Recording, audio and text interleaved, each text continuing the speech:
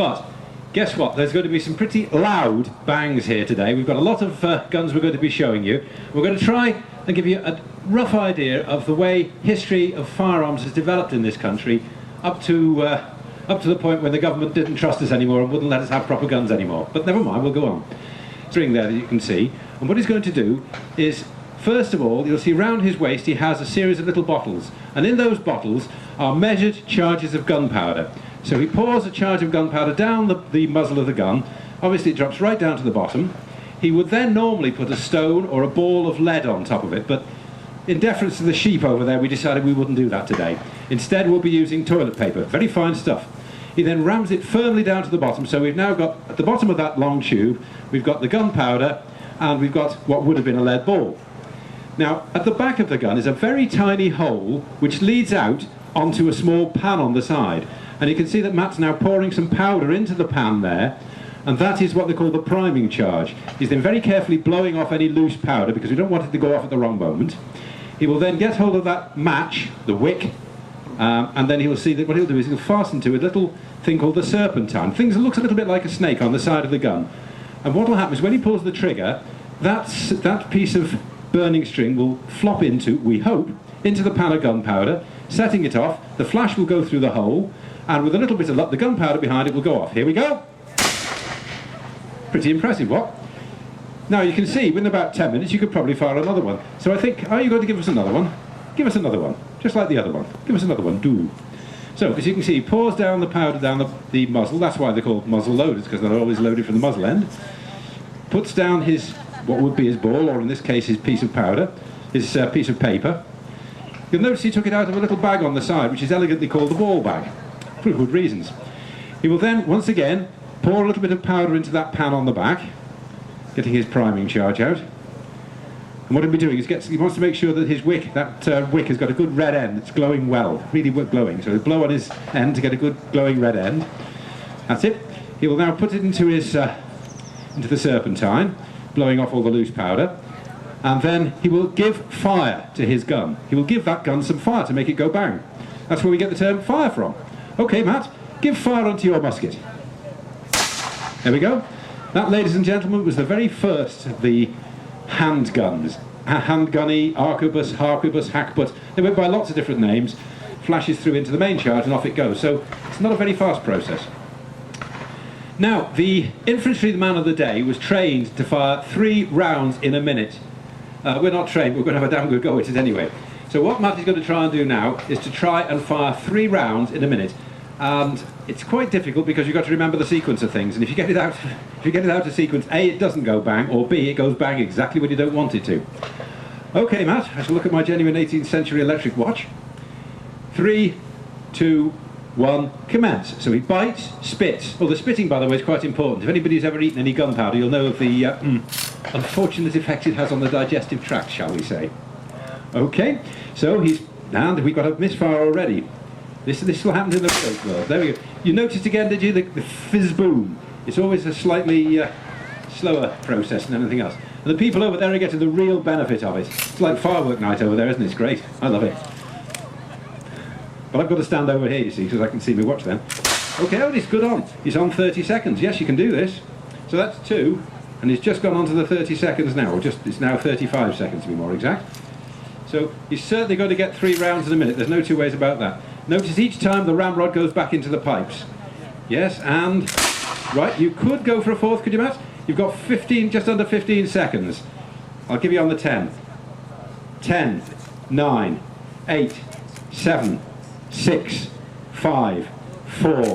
Yeah, did it 4 in a minute. Well done, Matt. That is some cavalry, or perhaps they were loading the big guns, the cannons and the like.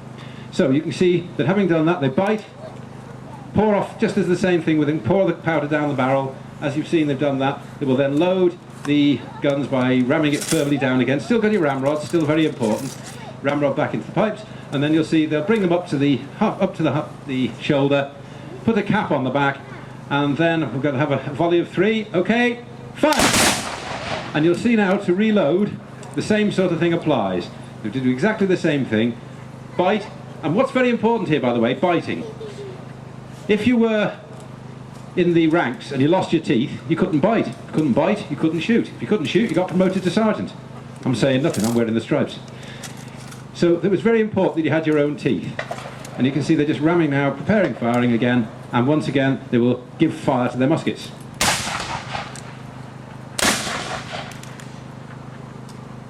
And you can see this is, whilst it's not tremendously faster, you will notice one thing, that when the gun goes off there's no fizz boom, it's bang straight away. And for the first time we have a gun that you actually know exactly when it's going to go off. So at last we've got a gun here that you could actually shoot as a sportsman at birds flying, because you knew when it was going to go bang. It wasn't a case of click, bang, it would keep bang straight away. So at last you have one that will really do the job. So there's still just a couple of rounds to go, I think, just to make sure that we don't take any gunpowder home with us. Same process as I say, it is slow, a little bit faster than the flintlock, but then again there's also the grain thing. You could use these in the rain, so you didn't have to stop the battle because it was raining, and if the opposition did have to stop the battle because it was raining, that was your day. So okay, we're going to have, I think it's one more, is it? Yes, we're going to give one more for the benefit of everybody. See, fiddly things, these caps are a little bit awkward to get on, and again when you're cold it's quite difficult to go. There we go. And those were the Enfields and the Zouaves, the first percussion pistols, percussion rifles and shotguns and muskets.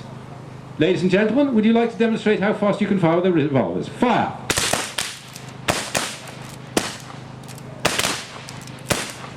You can see you can get quite a rate of fire up. And if you thought that you were there and you were an Indian attacking some American gentlemen who had these, you thought, he's fired his gun, we have him. The paper, the gunpowder, the ball and the cap all in one piece. The cartridge as we have today. And what Mary has today here is a little bit of a 16 bore cartridge cut off, because that's exactly the sort of thing they used to fire. The cap, instead of being on the outside of the gun, is now attached to the cartridge. And this one again you can open at the back, but this is quite a complicated, this is what we call the Hollandaise horror. It's a Dutch gun which was originally a flintlock, just like the one we showed you before, Brown Bess. And then when percussion came along, the Dutch, being tight sods, decided, well, hey, we can save ourselves some money here. We'll cut off the pan and we'll put a nipple on it and we'll turn it into a percussion gun. So they've got twice the life out of this gun. That's good economy. And then where breech loading came, i.e. opening it at the back, they thought, well, if we cut the back off it, put a lump of steel in there and put the cartridge in, we can do it that way as well, bend the hammer over a bit. And so this gun has gone through 3 different incarnations. Won't happen today. So Mary has to open that big lump, put the cartridge in, pull the hammer back, and off she goes. Then you've got to open it again, which is not the easiest thing. Get out the old empty, throw it away, get a new one in, put it in, close the breech, pull the hammer back, and you can see you can get quite a rate of fire up here. It's the Springfield, the trapdoor Springfield. Very famous because, once again, sorry, Bill's being rude at my expense at this point. This particular gun is open to the back, but it has another little device in it. You'll see that when Alan has fired it, and watch what happens when he opens the breech. The cartridge is thrown out like a shotgun cartridge, and it means that's one thing less you have to worry about. Now you can see that you can get quite a good rate of fire up with this gun, and people did say that at the Battle of Little Big Horn, that it was Custer's fault. No, it was because the guns were bad, the guns didn't work. Well, this one gun does work perfectly well, and so I'm wearing a uniform here. Welsh, isn't it? This particular one was used at, this particular style of gun was used at Ezoldana, where unfortunately it was met with defeat, but much more importantly, Rorke's Drift. You've seen Zulu, I'm sure? This is the gun, the sort of gun we used, the Martini Henry.